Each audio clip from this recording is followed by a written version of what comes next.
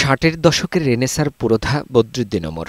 ভাষা আন্দোলন, কৃষক আন্দোলন, ৬৯-এর অভ্যুত্থান, স্বাধীনতার সংগ্রাম হয়ে যুদ্ধোত্তর বাংলাদেশের ৫ দশকের রাজনৈতিক গতিপ্রবাহ যার লেখনীর মাধ্যমে জীবন্ত হয়ে আছে, তার প্রতিটি নতুন গ্রন্থ আগের চিন্তালোকে আরও বিকশিত করে, ধরে রাখে চিন্তার সঙ্গতি।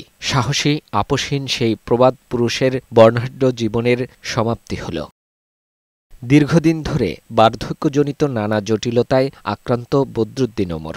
শারীরিক অবস্থার অবনতি হলে রোববার সকালে তাকে ঢাকার শ্যামলীতে বাংলাদেশ স্পেশালাইজড হাসপাতালে নিয়ে যাওয়া হয়। সেখানে 10টা 5 মিনিটে মৃত্যু হয়, জানিয়েছেন চিকিৎসক।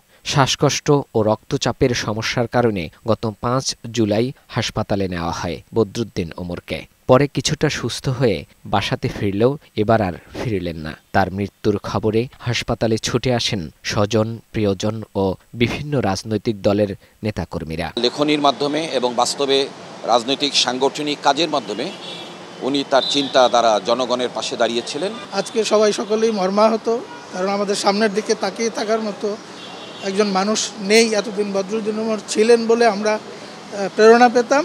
আমরা বাংলাদেশ লেখক শিবিরের পক্ষ থেকে এটুকুই আমরা জোর শপথ নিচ্ছি যে লড়াই সংগ্রাম তিনি শুরু করেছিলেন শ্রমজীবী মানুষের পক্ষে, তাদেরকে রাজনৈতিকভাবে সচেতন করার জন্য, সে সংগ্রাম আমরা এগিয়ে নিয়ে যাব।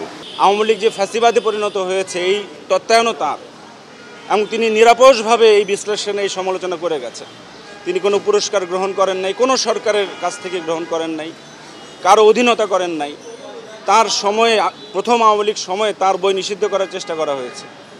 তিনি যুদ্ধোত্তর বাংলাদেশ, যুদ্ধপূর্ব বাংলাদেশ দিয়ে বুঝিয়ে দিয়ে গেছেন কিভাবে মুক্তিযুদ্ধ ব্যাহত হয়েছে। এই দেশের ইতিহাস চর্চা, রাজনীতি চর্চা, সমাজ চর্চা, সামাজিক রাজনৈতিক পরিবর্তনের চর্চা যুগ যুগ ধরে বদরুদ্দীন ওমরের কাছে ঋণী থাকে। সোমবার বেলা 10টায় সর্বস্তরের মানুষের শ্রদ্ধা নিবেদনের জন্য তার মরদেহ রাখা হবে কেন্দ্রীয় শহীদ মিনারে।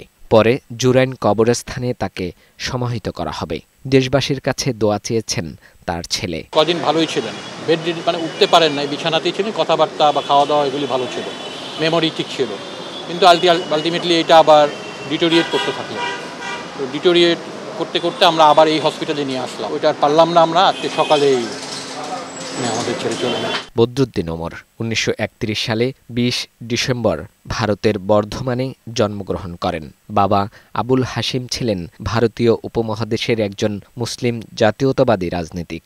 1950 সালে তার পরিবার ঢাকায় আসে। 94 বছরের বর্ণাঢ্য জীবনে শিক্ষকতা, রাজনীতি, সম্পাদক হিসেবে আলো ছড়ান ওমর।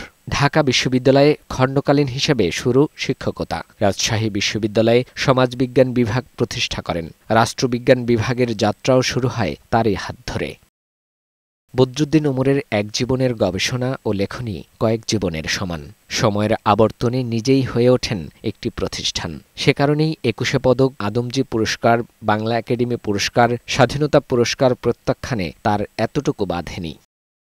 বদরুদ্দীন ওমর সত্য কথাটা যেভাবে নির্দ্বিধায়, নির্ভয়ে এবং দৃঢ়কণ্ঠে উচ্চারণ করেছেন তা অনেকেই পারেনি। জীবনাবসান হলেও তার সৃষ্টিকর্মের মাধ্যমেই চিরস্মরণীয় হয়ে থাকবেন সাহিত্যাঙ্গনে।